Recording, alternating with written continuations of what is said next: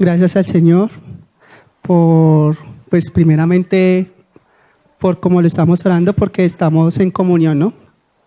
Y también, pues gracias a los hermanos por las preguntas que hicieron.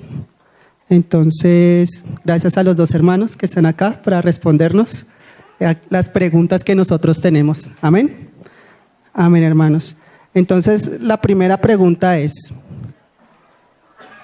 cierto que Dios da revelaciones o visiones acerca del infierno y del tercer cielo?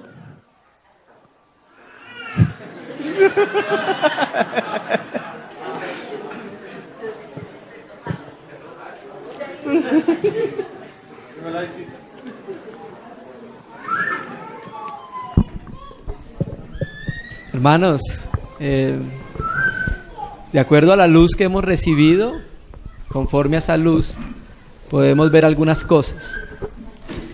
Hay una profecía en Hechos 2, el día que Pedro, en Pentecostés, inspirado por el Señor, se levanta y habla y dice que a los hijos y las hijas y los ancianos iban a profetizar, iban a tener sueños, iban a tener visiones. Ahora, hermanos, creo que lo que debemos saber acerca de el infierno, es la pregunta, ¿cierto? Sí, Señor. Los cielos y el infierno, creo que está en la Biblia, hermanos, ¿cierto? Y las escrituras nos muestran muy claramente lo relacionado con el infierno y lo relacionado con el cielo. Tenemos abundante revelación de cómo Pablo fue a un lugar que llamó tercer cielo, y también como Juan en el Apocalipsis se le dio una visión muy nítida y muy clara acerca del infierno. Yo sé que hemos escuchado de testimonios de muchas personas acerca de las cuales fueron al cielo y fueron al infierno y tienen algunos detalles. En relación con lo que dice la Biblia, yo creo que es muy clara la palabra, y pensaría que eso serían entonces unas experiencias personales que algún cristiano o alguna persona podría tener en particular en relación con eso. Pablo, ¿quieres complementar? Bueno, es evidente, hermanos, que una de las características que los profetas y los apóstoles anunciaron de la era cristiana es que había una manifestación espiritual sobrenatural. Entre eso tenemos profecías, sueños, visiones.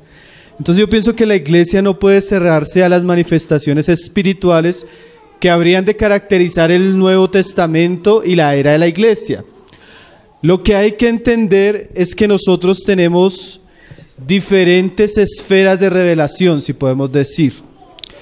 Hay una revelación que es inspirada plenamente por el Espíritu, y es la revelación que encontramos en los escritos de los profetas y los apóstoles del Nuevo Testamento. Esa revelación es totalmente confiable, totalmente inspirada, tanto que la Biblia dice que ese es el fundamento de nuestra fe. Ahora, aquellas experiencias personales o manifestaciones espirituales que puede tener algún miembro del cuerpo de Cristo necesitan pasar por el juicio de la revelación escrita de Dios. Entonces no podemos negar que existen, solo que ellas no son norma de fe para nosotros. Ellas no son palabra inspirada, y por ende ellas tienen que pasar por el juicio de la palabra de Dios. Toda revelación, toda visión, todo sueño, toda profecía, toda hablar en lenguas, interpretación, que tenga un miembro de la iglesia, hermano, que sea legítimo, tiene que pasar por el juicio de la palabra. Es la palabra nuestra norma suprema. Es la palabra la que nos muestra si el hermano tal vez soñó algo que corresponde con la verdad de Dios, o tal vez comió frijoles. Es la palabra que nos muestra que el que está teniendo una revelación del infierno está hablando algo que concuerda con la palabra, o simplemente tal vez está teniendo una experiencia que puede ser muy natural, puede ser producida por el mismo corazón, o en el ambiente de los sueños pues se da para muchas cosas, ¿no? Entonces nosotros debemos saber que si el Señor dijo que esas cosas sucederían, No podemos negar que los dones espirituales son legítimos. Mas todo tiene que ser pasado por la palabra. Por eso el Señor dice a través de Pablo a una iglesia como era los Corintios, que tenía tantos problemas en relación a estos asuntos, dice que el profeta hable, pero los demás juzguen. O sea, nosotros tenemos la responsabilidad de juzgar, ¿sí? Ahora, hay cosas que nosotros debemos tener cierta sabiduría para tratarlas en el ambiente de la iglesia. Hay cosas que debemos tratarlas con cierta sabiduría para exponerlas a la iglesia, ¿sí? Porque se corre cierto riesgo. Entonces esas cosas deben ser juzgadas, deben ser probadas. Y el Señor tiene que darnos cierta sabiduría. En un ambiente como el de nuestros días, donde la gente está buscando eso, la gente está buscando sueños, buscando visiones, buscando profecías, es muy común que se amontonen falsos maestros, ¿no? Es muy común que se amontonen falsos profetas. Es muy común en una era como la que nosotros tenemos de internet, donde abunden muchas cosas. Lo que hay que saber es si eso es de Dios, y lo único que tenemos para saber si es de Dios es la palabra. Por ahí había un sueño o una visión que tuvieron algunas personas del infierno. Y estas personas, contando la experiencia que tuvieron de ver el infierno, ellos contaban que vieron a una persona que se fue allá por no diezmar. Imagínense. O sea, se estaban quemando en una de las pailas del infierno porque no habían diezmado. Entonces nosotros necesitamos probar si eso es bíblico. ¿Acaso Pablo le decía a las personas, arrepiéntanse y diezmen para que no lleguen al infierno? No, ¿cierto? Es un lenguaje extraño al Nuevo Testamento. Entonces necesitamos probar ese tipo de experiencias a la luz de la Escritura. Por eso Pedro dice, tenemos la palabra profética más segura, a la cual hacemos bien en estar atentos como una antorcha que alumbra en lugar oscuro. Amén. Amén, hermanos. Hermanos, hay aquí otra pregunta que formulan los hermanos. Esta en sí son como 3 que habían llegado, pero es aprovechando que ahorita estamos en diciembre, donde el mundo pues celebra la Navidad y bueno, todas estas fiestas. Esta pregunta dice, hermanos, aprovechando que es Navidad, yo no lo celebro porque es pagano o viene de fiestas paganas. Y también en esta fecha no nació nuestro Señor Jesucristo. No obstante, he escuchado a hermanos de otros países que la celebran porque indican que muchas cosas que hacemos son paganas también. Por ejemplo, la corbata viene de fiestas paganas. Recibir la prima, eso también viene de fiestas paganas. Los billetes o el dinero que nosotros tenemos tiene símbolos paganos. ¿Cómo puedo indicar a estos hermanos que lo mejor no es celebrar la Navidad si nosotros intrínsecamente celebramos con cosas que vienen del paganismo? Bueno, hermanos, en la Biblia hay doctrinas fundamentales que tienen que ver con la fe cristiana y son esenciales para un buen desarrollo y crecimiento de la iglesia. Esto que estamos hablando no se puede incluir en doctrinas fundamentales. Es un asunto más de conciencia y es un asunto en que el cristianismo ha estado dividido porque grandes maestros de la Biblia enseñan a celebrar la Navidad, a hacer los arbolitos, a todo este asunto que vivimos hoy. Y otros grandes maestros de la Biblia dicen que no deberíamos hacerlo por su trasfondo. Hermano, nosotros debemos partir de un punto. Nosotros somos una nación en la que la mayoría de nuestras fiestas son de carácter religioso. Generalmente todas nuestras fiestas tienen que ver con ámbitos relacionados con fiestas religiosas. Aquí nosotros tenemos un libro que se llama Aproximación a la fecha del nacimiento de Jesucristo. Es un folleto pequeño. Personalmente yo creo que Jesucristo nace en la fiesta de los tabernáculos, en septiembre. Para mí Él no nace en diciembre. Entonces cuando hicimos el estudio nos dimos cuenta que lo que se celebraba en ese tiempo era algo diferente a lo que dicen que es. Como es un asunto de conciencia, yo pienso que cada cristiano, a medida que va a ir avanzando el testimonio del Señor, va empezando a percibir las cosas que pueden complacer el corazón del Padre. Ahora, lo de la corbata, lo del billete, lo de la prima, Estos asuntos, hermanos, no tienen nada que ver con asuntos religiosos, pero la natividad ellos lo están incluyendo en una fiesta de carácter religioso. Creo que debemos ponerle un poco más de cuidado que a la corbata, un poco más de cuidado que a la prima y un poco más de cuidado que al billete, ¿cierto? Porque esto sí es de carácter netamente religioso. Ahora, existe una natividad o un génesis bíblico que es naturalmente el nacimiento de Jesucristo. Pero los judíos, no está el rabino por acá, los judíos tenían como costumbre no celebrar nacimiento. Eso es algo propio de nuestra cultura de Occidente. Y cuando miramos las Escrituras, son limpias y claras en cuanto a ese aspecto. Eso no surge de la doctrina apostólica, no surge de la doctrina de los profetas en ningún momento. Entonces, si hay algunos hermanos que se sienten identificados y todavía no han visto algunos aspectos de la Biblia, como es un asunto de conciencia, pues hermano, en lo que hemos entendido podemos ayudarle. Y los hermanos que quieran decirle amén también a lo que dice la Biblia sería un asunto muy favorable. Pero en el caso particular, no sé si los hermanos, algunos concuerdan conmigo, personalmente yo no lo hago y no lo enseño, porque efectivamente los apóstoles no dedicaron tiempo a eso. Ninguna de las enseñanzas de ellos dedicó tiempo. Además, detrás de eso se incluyen más cosas que también vienen de una tradición que no es la tradición cristiana, como el árbol, como los regalos, bueno, muchas cosas más. El asunto es largo.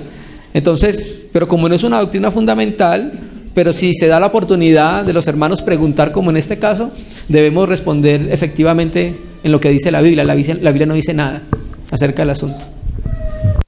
Yo añadiría algo que el hermano ya dijo, que nosotros no podemos comparar la fiesta que se celebra como la Navidad, por ejemplo, con lo que dicen algunas personas. No, pero es que los cumpleaños también era una celebración pagana. El celebrar tal cosa era algo pagano.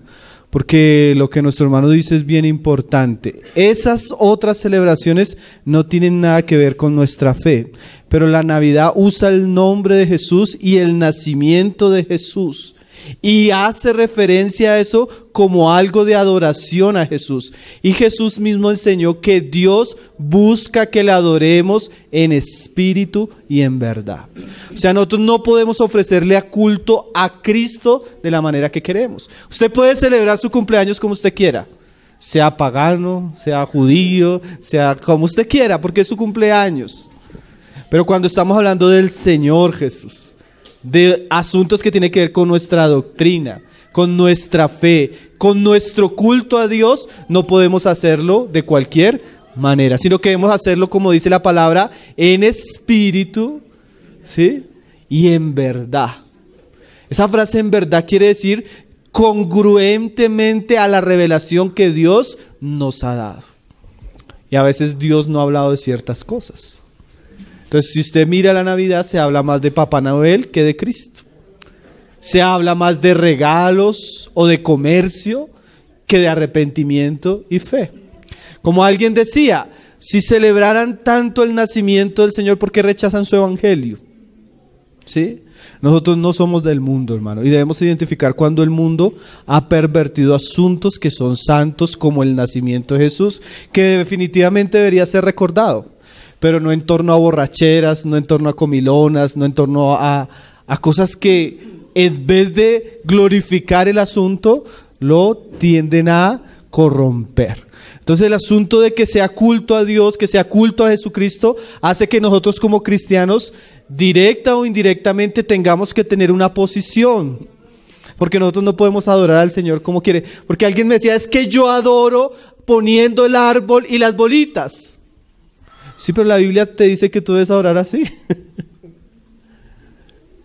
Es una pregunta. ¿Cómo adoras? ¿Como tú quieres o como Dios dijo que se debía adorar?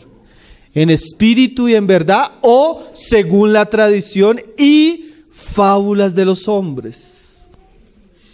Entonces es un asunto que no es tan sencillo a veces como nosotros quisiéramos, aunque definitivamente está en el ambiente de la conciencia. Hay hermanos que dicen, yo no armo árbol, yo no pongo esas cosas de Papá Noel, pero sí me reúno con mi familia a recordar el nacimiento del Señor y a predicar el evangelio.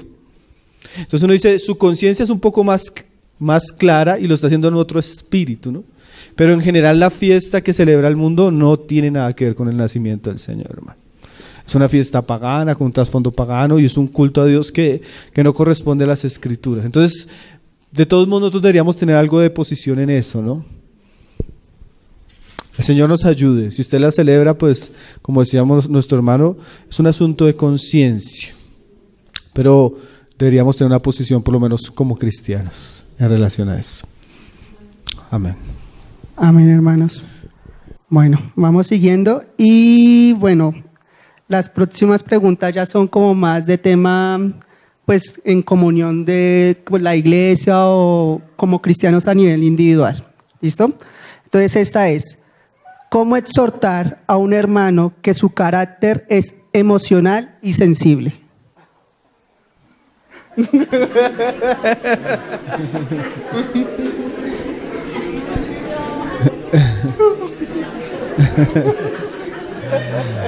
Bueno, la Biblia dice que nosotros debemos hablar la verdad siempre en amor, ¿sí? Es cierto que por causa del carácter algunos van a ser más propensos a recibir una exhortación, otros menos, pero es un deber cristiano, hermano. Cuando usted ve a su hermano que está cometiendo cosas que él tal vez sin darse cuenta está pecando, está ofendiendo al Señor, está ofendiendo a los hermanos, está cayendo en algo que, o no está cayendo necesariamente, sino que está propenso a caer, usted tiene una responsabilidad como hermano, y esa responsabilidad es amarnos y cuidarnos los unos a los otros. Ahora, como nuestro hermano enseñaba hoy en la mañana, si yo amo a mi hermano y quiero ganar a mi hermano y quiero ayudar a mi hermano, yo tengo que hablarle con amor. Y cualquier palabra dicha en amor va a ser, creemos que, bien recibida. Entonces, lo que enseña Jesús es que debemos hablar con amor, con mansedumbre, porque podemos ser tentados también nosotros. Y la Biblia es muy clara, a solas, ¿no? Primero llama a tu hermano a solas para ganarlo y habla con él. Ahora, a veces nosotros como que evadimos esa responsabilidad con preguntas así. Ay, hermanos, pero es que yo sé que si le digo él no lo va a escuchar. Hermano, así no lo escucha, a veces deberíamos decirlo. ¿Me hago entender? Es que yo no le digo porque él se va a irritar. Así se irrite. Es mejor decírselo en amor a que usted quedarse callado y pecar por no ayudar a su hermano por temor a algo que usted supone que va a pasar, pero no sabe si va a pasar. ¿Sí me está entendiendo? Ahora, si la persona es una persona muy de verdad sensible, que usted ya le habló y él no quiere escuchar, pues Jesús le dio el otro camino: hable con testigos. Y si es muy sensible y no escucha a los testigos, entonces háblelo con la iglesia. Y si es tan sensible de no escuchar a la iglesia, no debería estar entre la iglesia. Porque una de las responsabilidades que el cristiano asume cuando comienza a congregarse es que él es parte de un cuerpo.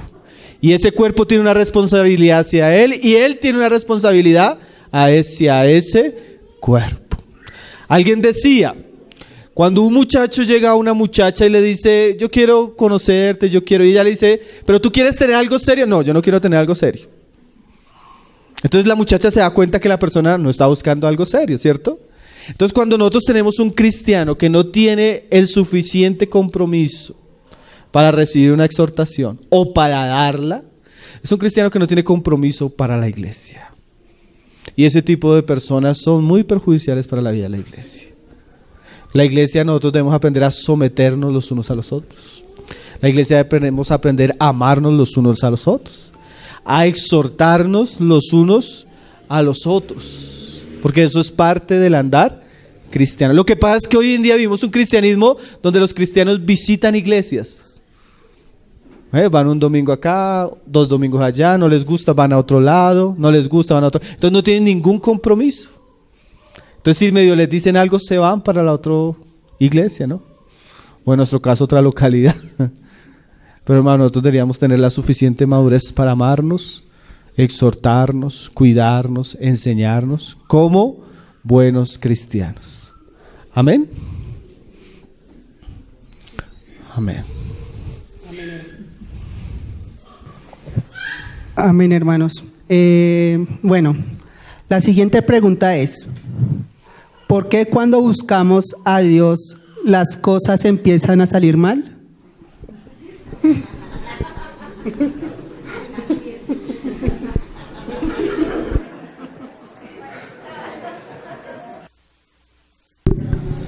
¿A qué se referirá con mal el hermano que hace la pregunta?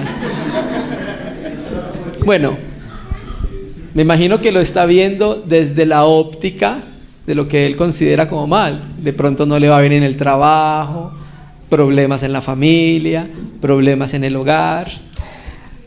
Hay un cúmulo de aspectos que nosotros debemos tener en cuenta en la vida de cada persona cuando se convierte a Cristo, ¿sí? Generalmente, el Señor Jesucristo dice en los evangelios, en el evangelio, que cuando una persona se convierte a Cristo, estoy parafraseándolo, en su casa va a tener una lucha, porque los enemigos van a ser los de su misma casa, ¿sí? Entonces sucede algo con un cristiano, y es que la persona antes de ser de Cristo estaba en la misma condición que está el mundo: oscuridad, tinieblas y pecado, ¿cierto? Y las tinieblas, la oscuridad y el pecado son hostiles al Señor. Vivimos en un mundo que es hostil al Señor en todos los aspectos.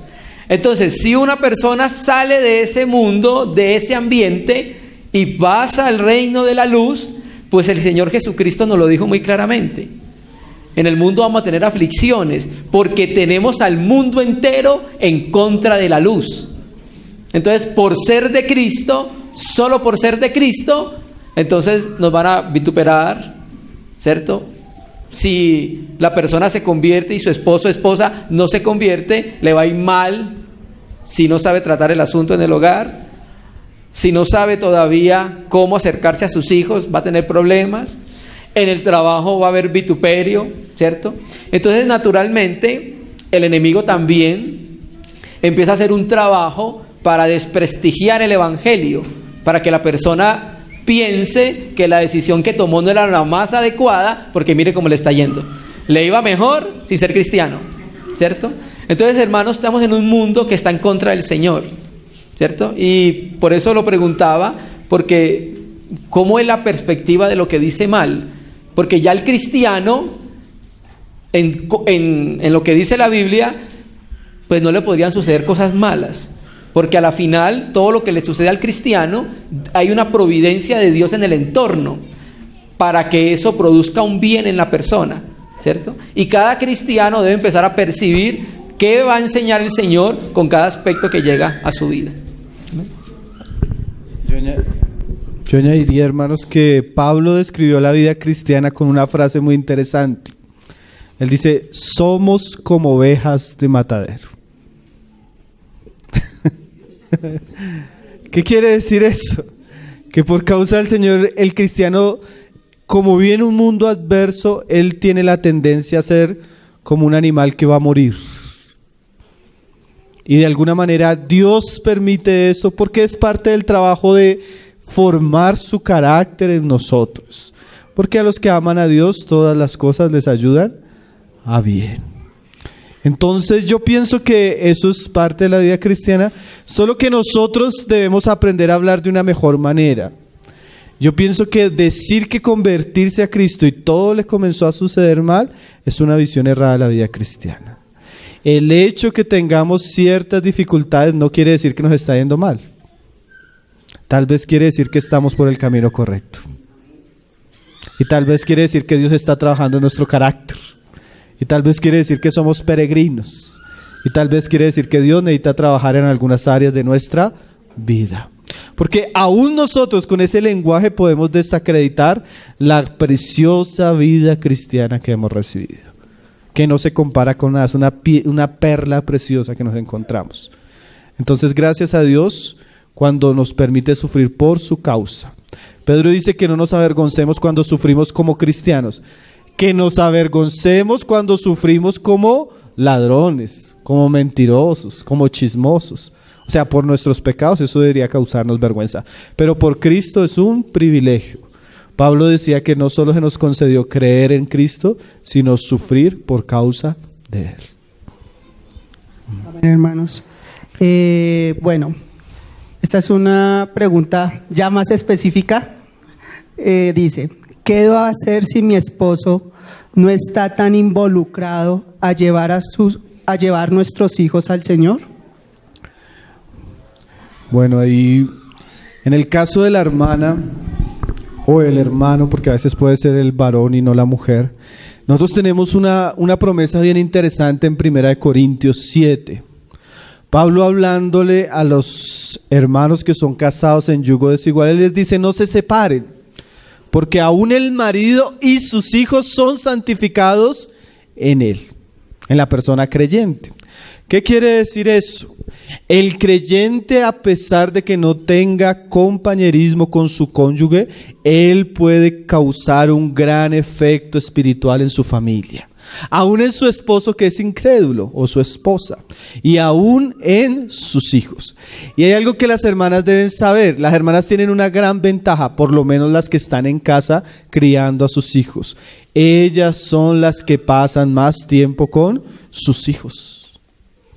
¿Sí? Generalmente el hombre está afuera trabajando, él viene en la noche, sale temprano. Pero como la mujer pasa más tiempo, ella puede corregirlo, ella puede disciplinarlo, ella puede establecer las normas en el hogar, ella puede hacer devocional. Y es tremendo, hermano, porque cuando un padre o una madre invierte en la crianza de su hijo, aún el cónyuge se da cuenta de los frutos. ¿Usted ha visto ese papá que le dice a la mamá: vaya usted porque a usted sí le hace caso? ¿Sí? Porque eso se ve cuando hay una crianza en el Señor, hay un fruto. Entonces podríamos decirle a la hermana que no se desanime, que la Biblia le da promesas para que ella pueda afectar positivamente la vida de sus hijos. Y no solo promesas, tenemos el ejemplo de una mujer que era madre, era siendo judía, creyente, era madre de un joven, casada con un gentil, ¿sí?, que educó a su hijo en el temor del Señor, y él llegó a ser uno de los compañeros de los apóstoles, Timoteo. Entonces no tenemos evidencia de que el papá Timoteo sea creyente, pero sí tenemos evidencia de que su mamá hizo su labor, y esa labor fue muy bendecida por Dios. Entonces, hermana, no se desanime. Dios le va a pedir cuentas por lo que usted tiene que hacer, no por lo que tiene que hacer su esposo. Entonces, si usted hace las cosas bien, confiando en el Señor, eso va a tener un gran resultado. Nosotros tenemos muchos casos donde la que comenzó fue la mujer, y con el tiempo vimos la salvación de los hijos y aún del esposo. Entonces usted tiene esperanza de que el Señor pueda hacer algo en su casa. Amén. Efesios 6, 4. Y vosotros, padres, no provoquéis a ira a vuestros hijos, sino criadlos en la disciplina y en la amonestación del Señor. El hermano se me adelantó al ejemplo que iba a poner, que era Hechos 16, Timoteo. Y aquí Pablo en el texto está hablando de los padres, ¿cierto? Se espera entonces que los padres trabajen en conjunto por la crianza del niño, indicándole el camino al reino de los cielos. Pero cuando uno de los dos no es parte del cuerpo de Cristo y no es participante de la naturaleza santa, es responsabilidad del cristiano de hacerse cargo de ese trabajo, sea hombre o sea mujer. En este caso hicieron la pregunta en relación con la hermana que tiene un esposo que no le ayuda. El caso muy particular, Timoteo tenía padres mixtos, una mamá judía, un papá griego. Por ser judía, era conocedora de la ley, y cuando vemos acá en 2 de Timoteo 1, trayendo a la memoria de la fe no fingida que hay en ti, la cual habitó primero en tu abuela Loida y en tu madre Eunice. Entonces, por inferencia del texto, sabemos que, y lo que dice también 2 de Timoteo, que desde la niñez has conocido las Sagradas Escrituras. Entonces no es muy difícil entender que la que le enseñó las Sagradas Escrituras fue su mamá y su abuela. Y el padre, por ser griego, en ningún momento lo involucran. Y mira el fruto de eso. Uno de los mayores colaboradores con Pablo en la historia de la iglesia primigenia cuando empezó a surgir. Entonces es responsabilidad del que es nuevo nacido, porque ese es el que tiene el Espíritu Santo y es el que percibe cómo debe llevar el camino, por dónde debe llevar a sus hijos. Amén, hermanos. Yo añadiría una cosa más, que uno a veces habla con las hermanas y con los hermanos. Cuando uno habla de educación de los hijos, hasta el hombre más impío, piense usted en una persona, en un narcotraficante, aún el bandido más bandido, él va a querer tener un hijo bueno, ¿cierto? Yo no conozco el primer malo que piense que querer tener un hijo malo. Entonces la mamá puede, en la sabiduría de Dios, aún hablar con su esposo los grandes beneficios y la importancia de una educación en el Señor, ¿sí? Y a veces cuando hablo con algunas hermanas y ella dice, no, es que a mi esposo le gusta ver mucho novelas, películas de terror y eso, y él contamina a mi hijo.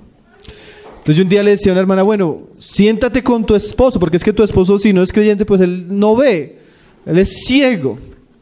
Pero si tú te sientas y le dices, bueno, esposo, ¿tú quieres que de pronto nuestro hijo sea, no sé, un asesino? Eso que tú estás viendo en esa novela, mira ese drogadicto, mira ese homosexual, mira, ¿tú quieres eso para nuestro hijo?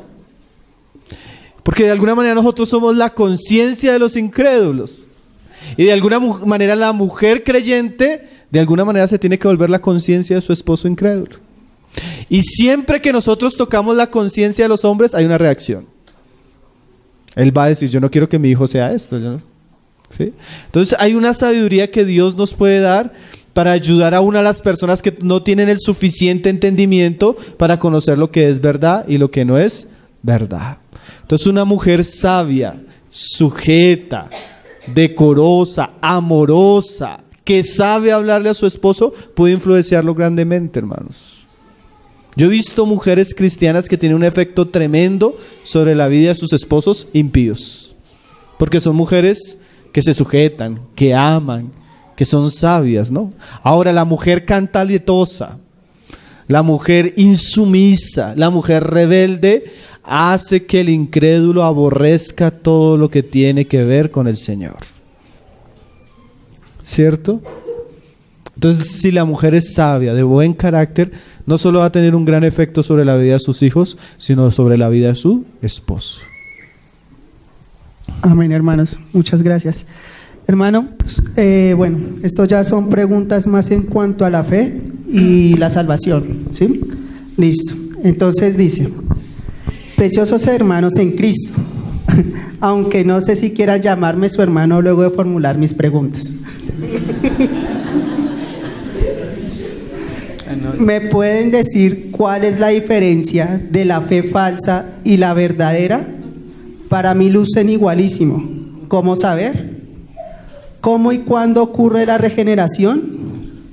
¿Cómo sé si soy nacido de nuevo o me veo como Nicodemo? ¿Cómo reconocer el arrepentimiento? He llorado, pedido perdón, prometido no volver a hacer eso, pero vuelvo a tener frutos de la carne y me subyugan. ¿Por qué me cuesta en ocasiones orar y leer la Biblia? Gracias y por favor, perdónenme. Son como 10 preguntas aquí, hermano. ¿Cómo vamos a hacer? Yo le recomendaría leer la primera y la segunda revista de Tesoros Cristianos. Una pequeña publicidad. Sí. Si quiere, vamos a responder. ¿Quieres ir respondiendo? No, dale.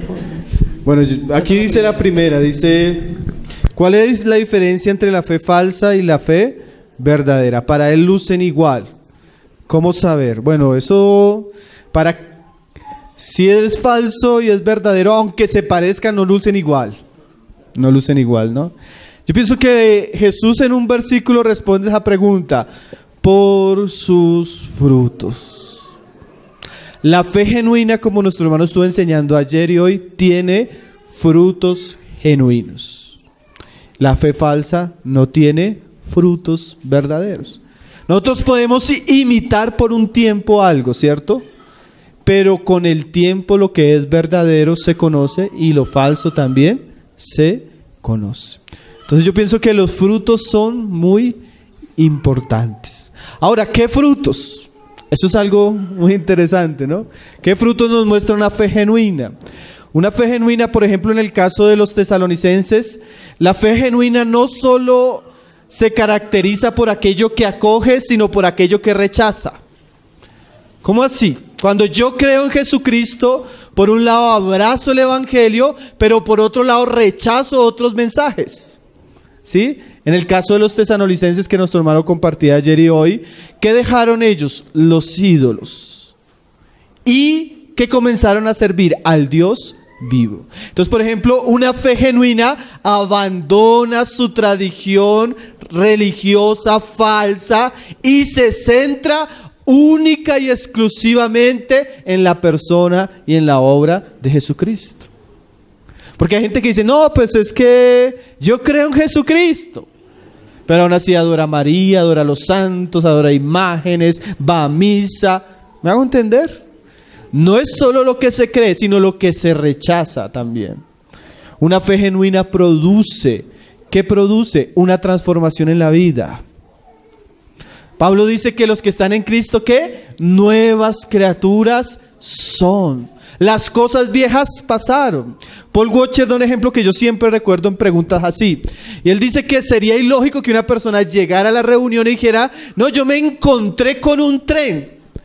Y el tren venía tan rápido que no pude pasar la carrilera y el tren me atropelló, me pasó por encima. Pero me levanté, me sacudí y pude llegar a la reunión, gracias a Dios. Usted dice, ¿le atropelló un tren, le pasó por encima y sigue siendo el mismo? No, o es mentiroso o es loco. Entonces las personas que dicen que se encontraron con el tren del Evangelio y siguen viviendo de la misma manera, siguen andando en los mismos pecados, siguen revolcándose en las mismas cosas del mundo, no pueden orar, no pueden leer las Escrituras, no pueden adorar a Dios. ¿Qué transformación vivió? El Evangelio, aunque es por fe, produce una transformación, tanto que Pablo dice que es una nueva vida. ¿Sí? Claro, de ahí en adelante comienza un camino. Pero el Evangelio es tan poderoso, hermano, que hace que asesinos se vuelvan pacificadores, adúlteros se vuelvan hombres fieles, borrachos se vuelvan hombres con dominio propio, mentirosos se vuelvan hombres habladores de verdad. Entonces el Evangelio trae una transformación tremenda. La fe genuina genera una transformación profunda en el corazón de la vida de la persona.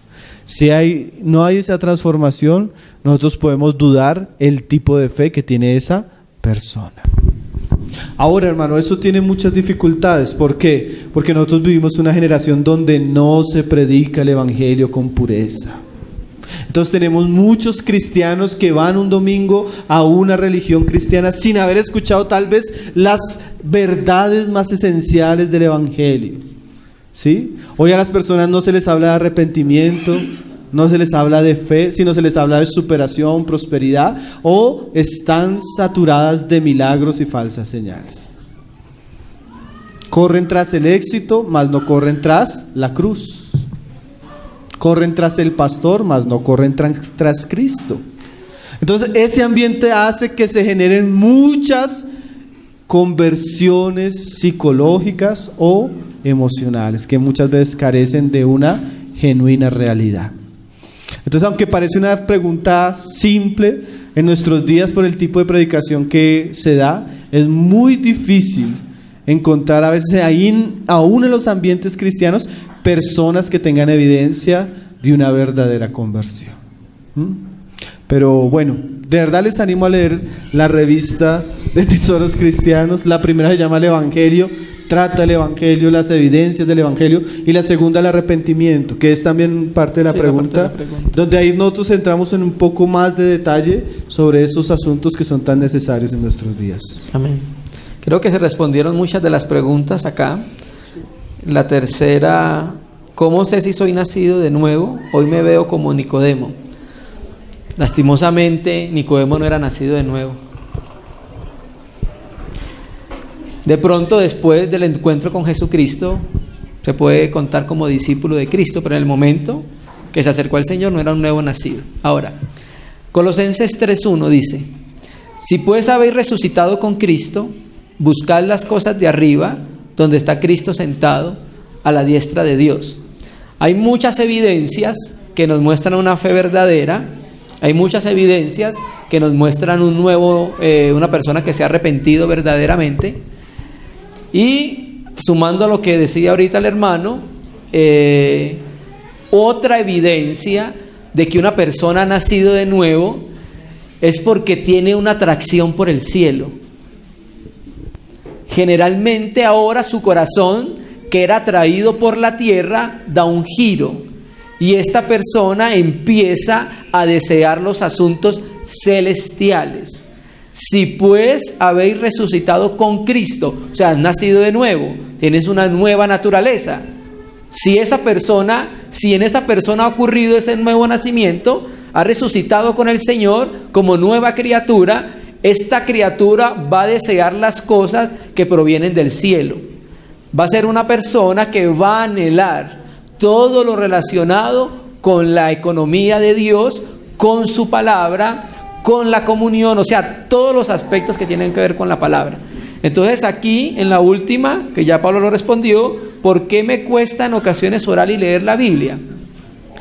Cuando una persona tiene ese problema, hay que mirar si verdaderamente ha tenido un encuentro con el resucitado, porque generalmente los que nacen de nuevo aman esto que estamos hablando. Un cristiano que ha nacido de nuevo ama orar. ¿Quién no quiere orar? O sea, una persona que no ha nacido de nuevo no sabe qué es el ejercicio de la oración, no ama orar. Una persona que no ha nacido de nuevo no ama la palabra del Señor. Entonces, sumando a lo que dice, si la persona ha resucitado hay una evidencia, y es que anhela las cosas celestiales. Ahora, hermano, yo complemento un poco esa pregunta de por qué me cuesta. Nuestro hermano dice, el cristiano nuevo, el nuevo creyente, como el niño cuando nace llora, el cristiano nuevo creyente ora, ¿sí? Ahora, el hecho de que nos guste orar no quiere decir que nos sea fácil. Así. Porque la oración, como un ejercicio espiritual, se debe ejercitar. ¿Qué quiere decir eso? Eso quiere decir que debe haber cierta disciplina en la oración, cierto esfuerzo, cierta dedicación. Es más, hay hermanos que recomiendan de una manera, yo pienso que muy sabia, hasta tener horarios de oración, hasta tener tiempos específicos para orar, hasta tener lugares para orar, donde usted pueda estar tranquilo a solas, donde usted sepa que no lo van a interrumpir, donde usted sepa que va a estar a solas con Dios. Entonces yo puedo decir que todas las mañanas me cuesta orar, pero oro. Hermanos, que nada que sea valioso no nos va a costar. ¿Me está entendiendo? Todas las cosas preciosas de la vida de la cristiana tienen un costo. Entonces, para orar yo tengo que esforzarme. Para orar yo tengo que apagar el televisor. Para orar yo tengo que decirle a ciertas amistades que no. Para orar yo tengo que apartar tiempo. Como decía el hermano Martin Lloyd-Jones, para ser santos hay que apartar tiempo. Y si usted no saca tiempo para orar, nunca va a orar. Lo mismo no solo con la oración, con la lectura de la palabra. Si usted no saca tiempo para leer la palabra, nunca va a leer la palabra. Si usted no saca tiempo para dedicarse a ciertas cosas que le benefician, nunca lo va a hacer. Entonces, el cristiano debe saber que siempre le va a costar, pero que es muy natural que él debe orar y que él debe leer la palabra. Y no solo debe saber que le va a costar. Hermano, nosotros debemos saber que la oración, la lectura de la palabra tiene enemigos. Por ejemplo, en este momento su carne es su enemigo. Usted está que se duerme. O el que está al lado lo está distrayendo. Usted dígale, usted es mi enemigo. Yo estoy escuchando la palabra. Usted tiene enemigos. El mundo no quiere que usted ore. El mundo no quiere que usted lea la palabra. Entonces nosotros tenemos que aprender que esa es parte de la guerra espiritual que nosotros tenemos. Si queremos tener suceso, victoria en nuestras vidas cristianas, debemos ser diligentes y esforzados. Nadie crece en la vida de oración si no se esfuerza, hermanos. Nadie crece en la vida de oración si no paga un precio. Lo mismo en la lectura, hermano. Nadie lee si no se esfuerza. Son cosas que son naturales en el creyente, pero que se deben ejercitar y que debemos crecer en ellas. Amén. Amén, hermanos. Sí, yo quiero que aquí hay una cuarta pregunta que me pareció algo interesante. Dice, ¿cómo reconocer el arrepentimiento? He llorado, he pedido perdón, he prometido no volverlo a hacer, pero vuelvo a tener frutos de la carne y me subyugan. Entonces hay algo que es bien importante saber, hermanos, y es que el cristiano, aún el nacido de nuevo, él siempre va a tener una guerra con su carne. Porque como dice Romanos 6 y 7, el cristiano está en un cuerpo de muerte, donde en él no habita el bien. Entonces el cristiano siempre va a tener una lucha con los deseos de su carne. Dice Pedro que ellos batallan con nuestra alma. O sea, nuestra carne siempre va a querer brotar y siempre va a querer dominarnos. Entonces el cristiano, ya cristiano, cuando él peca, ¿sabe cómo él sabe que es cristiano? Porque al pecar él se siente indigno, él se siente sucio, él se siente que su conciencia lo está condenando. El impío no tiene ese sentimiento. El impío peca y se revuelca en el pecado, pero él no tiene temor. Como alguien decía, la oveja puede caer en el lodo, pero el cerdo se revuelca. ¿Qué quiere decir eso? El impío se revuelca en el pecado sin ningún temor. El cristiano cae en el lodo, pero él siente que se ensució. Él siente que ha ofendido a Dios. Él siente que su conciencia lo acusa. Esa es una señal que es cristiano. Eso es bueno, ¿no? Ahora, él se arrepiente, él pide perdón y vuelve a pecar.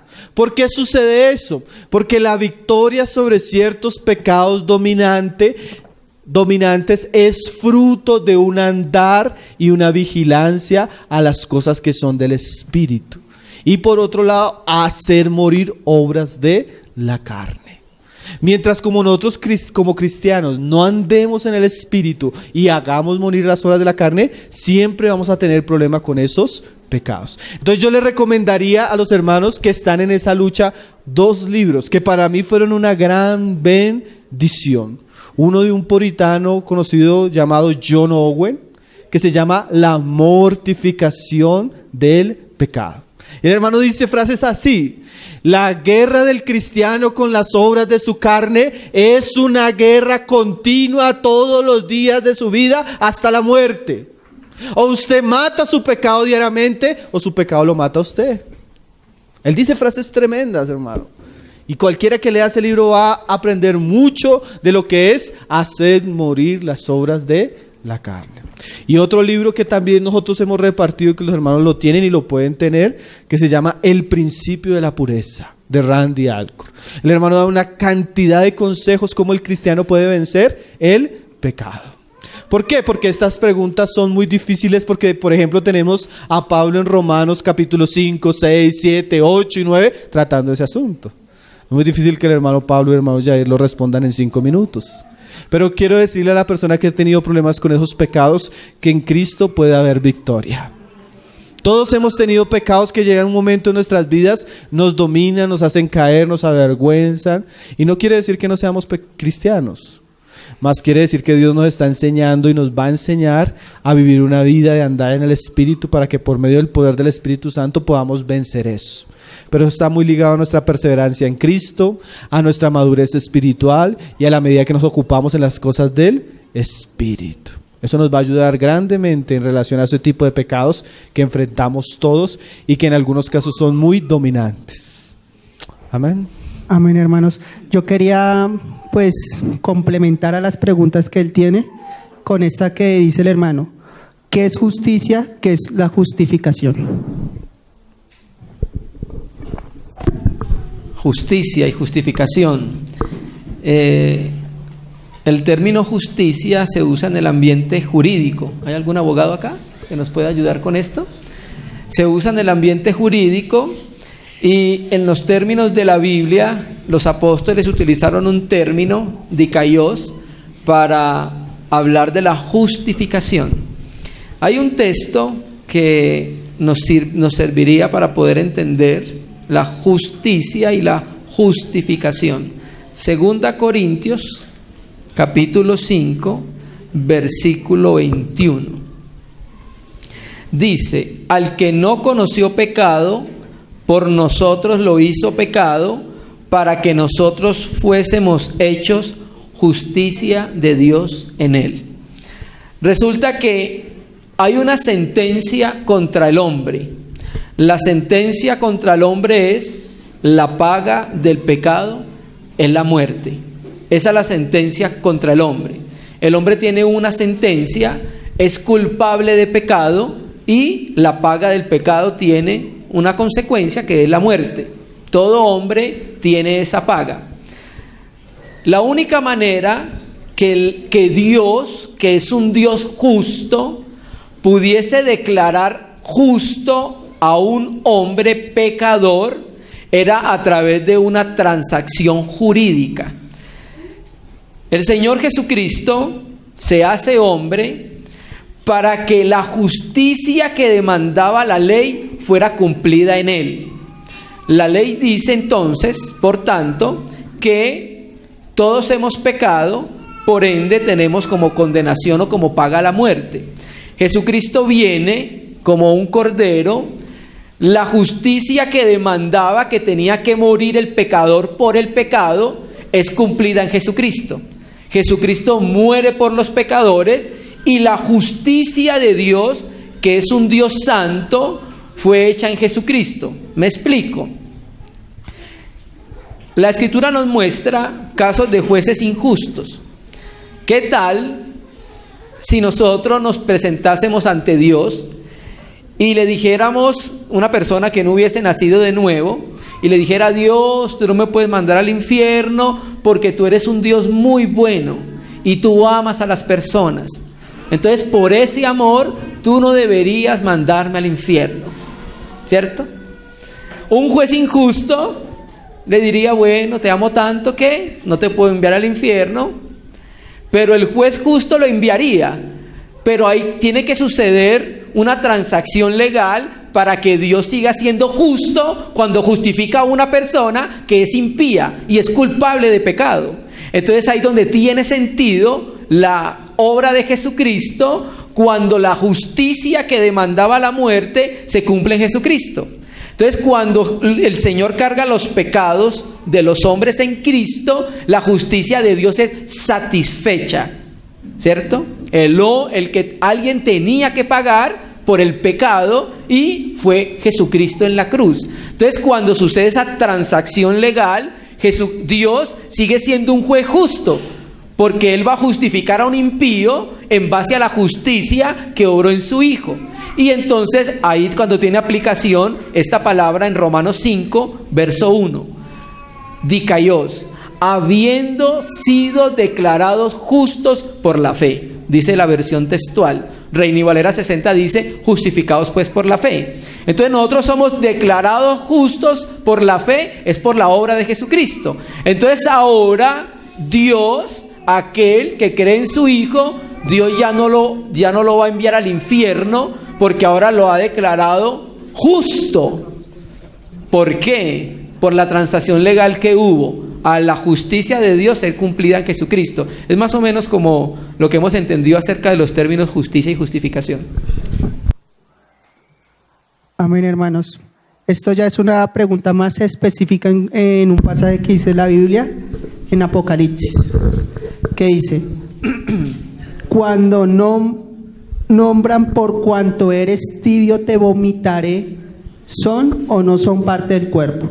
Es decir, ¿son salvos o no son salvos? Pues sabiendo que pues lo están hablando a una iglesia, ¿no es cierto? Sí. Para entender entonces el texto, tenemos que partir del hecho que Jesucristo está hablando a las iglesias. Son iglesias, son creyentes. Pero esta iglesia, esa es la iglesia en la Odisea, andaba en una condición andaba en una condición un poco deplorable. Nosotros tenemos una predicación que se llama La tibieza de la iglesia, donde hablamos del asunto. Entonces, creo que como es un mensaje a la iglesia, son nuevos convertidos, creyentes en Jesucristo. Hay un texto, para que me entiendan, hay un texto que se utiliza mucho en la evangelización. Las personas evangelizan y dicen, Jesús, yo estoy a la puerta, ¿cierto? Aquí llamo a aquel que cene conmigo, a que abra la puerta, cenaré con él y él conmigo. Y resulta que es una iglesia, no es para el mundo, porque el que abre la puerta del corazón son los cristianos. La persona tiene que arrepentirse para que Cristo venga a su corazón. Entonces es una iglesia que está haciendo todo sin Cristo. Lo tiene afuera. Es un lenguaje figurado que está utilizando. De la misma manera, aquí el Señor le reclama a la iglesia que tenía ciertas obras, pero estaba en una condición, ¿cierto? Generalmente los cristianos, el texto de la Biblia, hay una palabra que se utiliza regularmente y es la palabra fervientes. La hemos escuchado mucho en el Nuevo Testamento. Esta palabra fervientes es la misma palabra que se utiliza aquí para caliente. Y entonces el Señor nos muestra que por generalidad la iglesia debe ser ferviente en la búsqueda a Él. Pero en esta iglesia no se encontraba en una condición ferviente, que es la que debe estar completamente. Creo que Romanos lo dice, fervientes en espíritu. No sé si me ayudan a buscarlo. Pero estaban en otra condición, en la otra condición extrema. Aquí le dice, yo conozco tus obras, que ni eres frío ni eres caliente, ¿cierto? Si hubiera estado en una condición de frialdad, bueno, podemos hacer algo, vamos a encenderlo, ¿cierto? Un carbón encendido ayuda a que la congregación se encienda, pero ni siquiera estaba frío, tampoco estaba caliente, estaba en una condición intermedia, ¿cierto?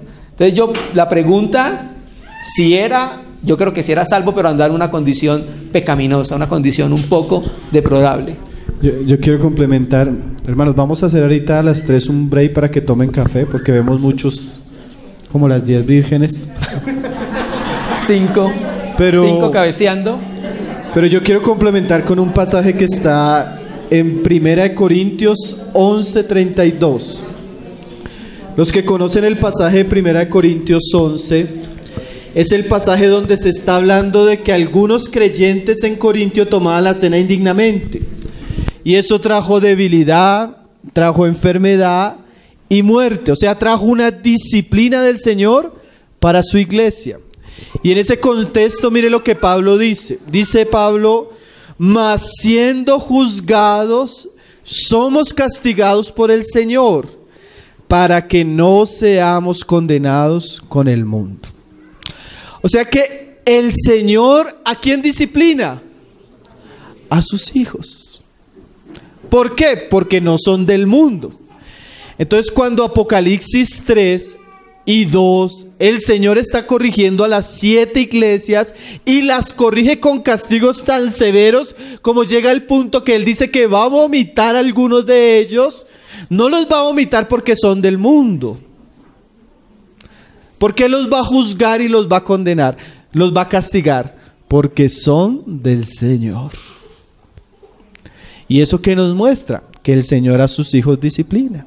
Y que también nos muestra que hay hijos del Señor dignos de disciplinas a veces muy severas. Sí, claro. Si no fueran hijos, el Señor no hablaría tan seriamente. Si usted quiere hablar los juicios para los impíos y el mundo de Apocalipsis, tiene que leer Apocalipsis 19 y 20. Pero el capítulo 2 y 3 son juicios para la iglesia. Por ende se entiende que son cristianos. Por ejemplo, en Corintios tenemos juicios donde el Señor da debilidad a una persona, donde el Señor da enfermedad a una persona, donde el Señor le quita la vida a una persona. ¿Por qué? Porque es hijo. Si fuera como el mundo, lo deja vivir así y lo condena el día del tribunal del juicio blanco. Pero como es hijo, Él comienza a corregirlo desde ahora. Amén. Entonces es muy, muy seguro, hermano, que ese les vomitaré es una corrección a la iglesia que está Amén. en el estado que es necesario ser corregido. Amén. Quisiera aportar estos 2 versos ahí mismo en Apocalipsis que nos aclara, nos muestra que efectivamente eran parte de la iglesia. Por tanto, yo te aconsejo que de mí compres oro refinado en fuego para que seas rico, vestiduras blancas para vestirte y que no se descubra la vergüenza de tu desnudez, y unge tus ojos con colirio para que veas. Yo reprendo y castigo a todos los que amo.